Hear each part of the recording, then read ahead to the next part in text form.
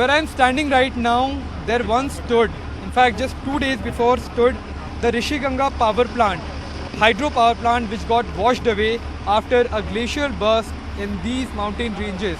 Beyond this point there is no civilization, but here where we are standing there was a hydropower plant where a lot of people used to work, and you can see the impact on in this entire region that now there is only remnants of that particular hydropower plant and what remained before just 2 days. This bridge is also of high strategic importance, and to understand all of this we have the chief engineer from the Border Road Organization, Mr. A.S. Rathore. Sir, first of all I would like to understand the magnitude of destruction that was here before just when the disaster struck, and then again after that I would like to understand the importance of these bridges that have been destroyed. This incident happened day before yesterday, and in that at around 11 o'clock a high surge of water came that damaged 90 meter span permanent bridge existing here where you are presently standing, cutting the line of communication to the borders and the villages of other sides. We are making efforts to make the connectivity by launching a temporary belly bridge as earliest. Sir, 4 bodies have been recovered. A lot of people were working here at this power plant.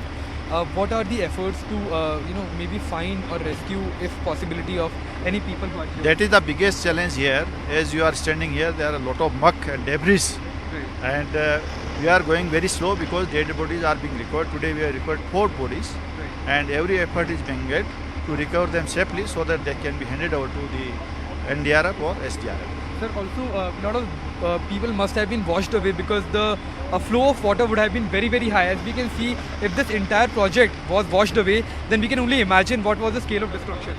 The point where we are standing, the height of water was around 100 meter 100 meters. height of water from here. You can understand what was the velocity and what was the impact of that water. Sir, it's very important to understand what exactly is happening in our background because the bridge has been washed away. This is the bridge abutment that washed away, and right to that we are making abutment that side to launch a belly bridge here, and where the other abutment would be resting here where we are standing. Right, sir. Can you please explain to us how strong this bridge was? Because we are being told that this was an RCC bridge.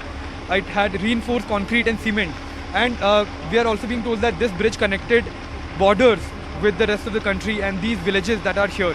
So can you tell us about that? All permanent bridges are being made of class 70, that is the highest load class that sustain every kind of military and civil vehicle. Right. That was that kind of bridge, and that takes time to construct. So for connectivity to the border area and other places, we are making a belly bridge. That will also a good load class of class 40.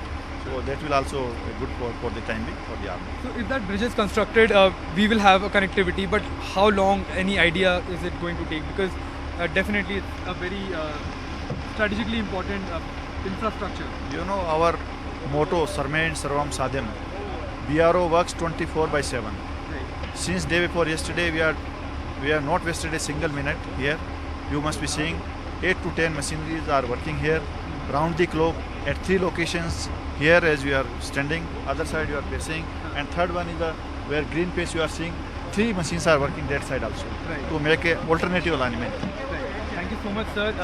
That was A.S. Rathore, the Chief Engineer of Border Road Organization. As you can see, teams of Army, teams of NDRF, everyone is working in tandem to not even just rebuild the infrastructure that got damaged, but also to find the bodies that might be inside all of this rubble where we are standing right now.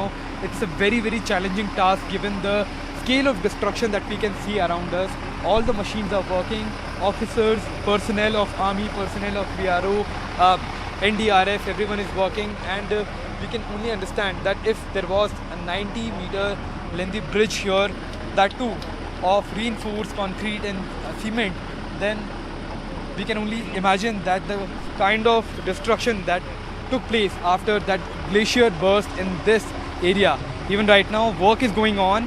All the efforts are being to reconnect all of these villages that have gotten disconnected from the rest of the country. But it is going to take time, and everyone is working round the clock for not only the rebuilding of infrastructure but also rescue and relief.